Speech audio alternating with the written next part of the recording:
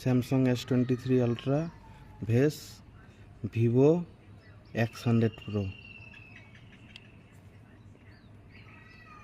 এখন camera check করব।